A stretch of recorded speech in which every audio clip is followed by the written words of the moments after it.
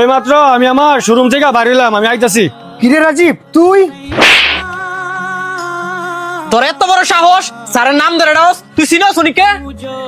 চিনি তো, ও আমার ছোটবেলার বন্ধু, একই স্কুলে পড়াশোনা করছি দুইজনে।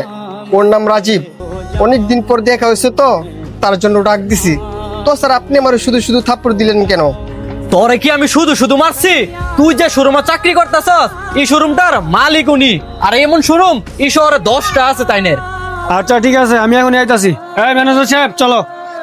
স্যার দেন এই বেদবটা কি কইতাছে? হ্যাঁ নাকি আপনার ছোটবেলার বন্ধু, এক লগে নাকি লেখাপড়া করছেন, হ্যাঁ কইতাছে। আরে তুই কাউ সারে না, আর তুই সিকিউরিটি চাকরি করতেছিস কে লাগে? কি হয়েছে তোর? পড়াশোনা শেষ কইরা অনেক জায়গায় চাকরির জন্য গেছি, টাকার জন্য চাকরি নিতে পারি নাই। এখানে দারোয়ানের চাকরি পেয়েছি, তার জন্য লাইগা গেছি।